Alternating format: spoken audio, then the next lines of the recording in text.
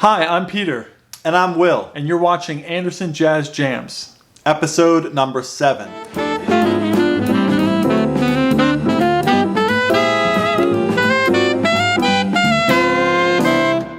This channel is supported by our generous Patreons that give as little as $1 a month, and you can find the link below.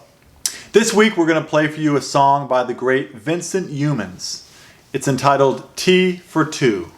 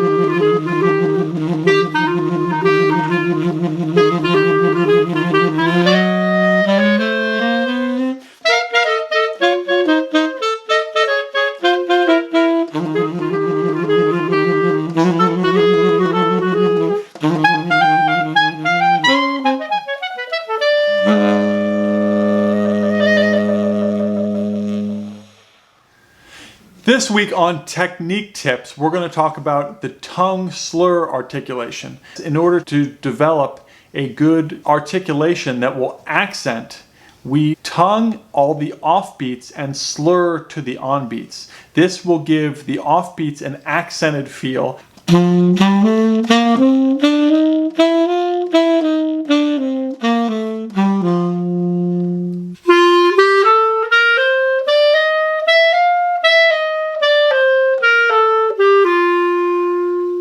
You can practice most of your scales or etudes like this and it'll instantly give it a jazz feel. If you use this as a general pattern, it will work most of the time.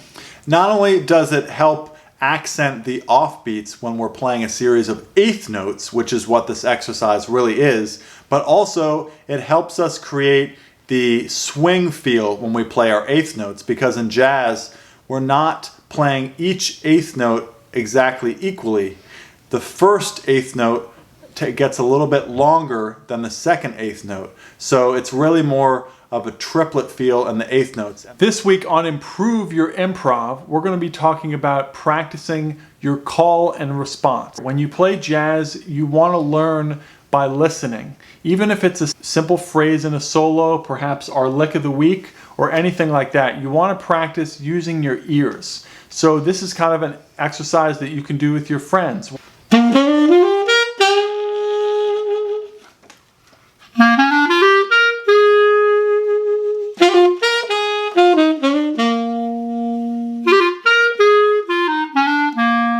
So not only do I hear the pitch, but I associate it with a certain timbre on the clarinet, because each note that we play on our instruments has a slightly different timbre. An open G is going to have a very different sound than the C over the break.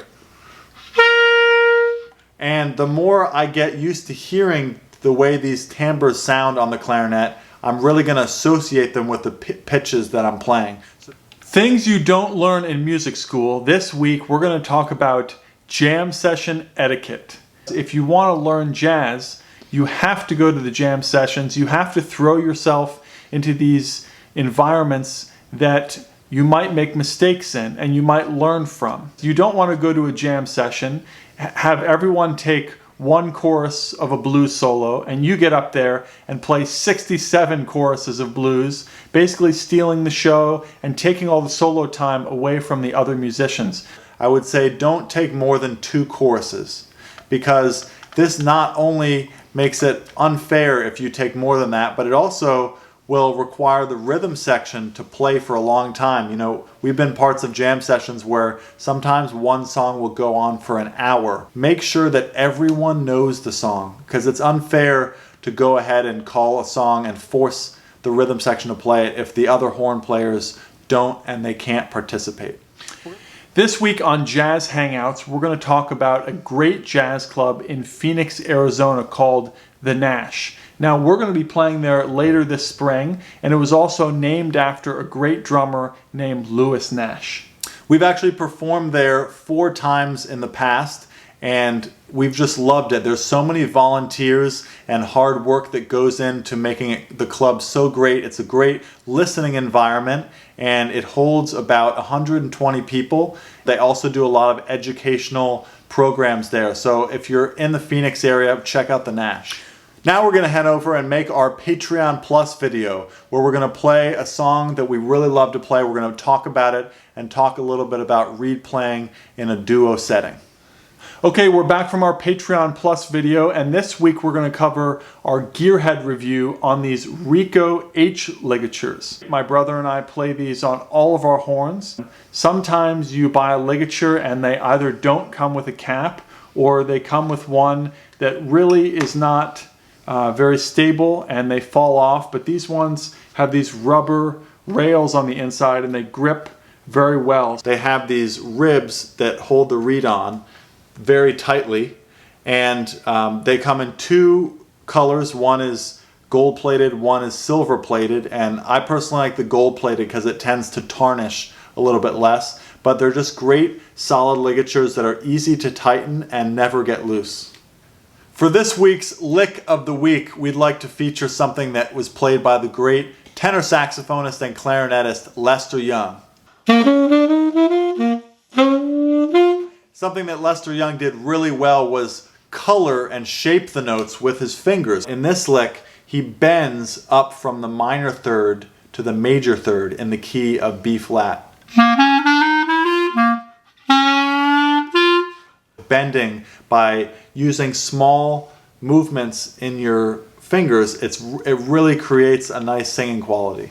This week on Cats You Should Know, we're going to feature a fabulous trumpeter named Jon-Erik Kellso. He lives in New York City, and he was born and raised in the Detroit area. He's played countless recordings and concerts with the great Vince Giordano and the Nighthawks. He has a weekly gig on Sundays at the Ear Inn at 8 o'clock. Not only is John one of the leading experts in the more traditional styles of jazz, he is one of the best trumpet players that plays with different kinds of mutes. And he's a master just by getting all the different sounds and colors, and especially if you're into Louis Armstrong and King Oliver and Bix Beiderbecke and Roy Eldridge. John is really a great player and educator and a good friend of ours. Every week we put all of our Patreon supporters up on the screen, but we'd also like to acknowledge 3 this week: Jane Godfrey, Kathy Reardon, and John Anderson.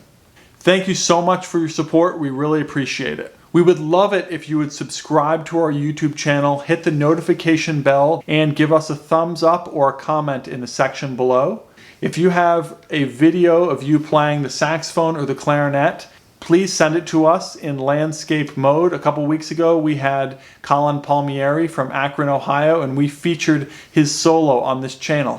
Thanks so much, and we'll see you next week.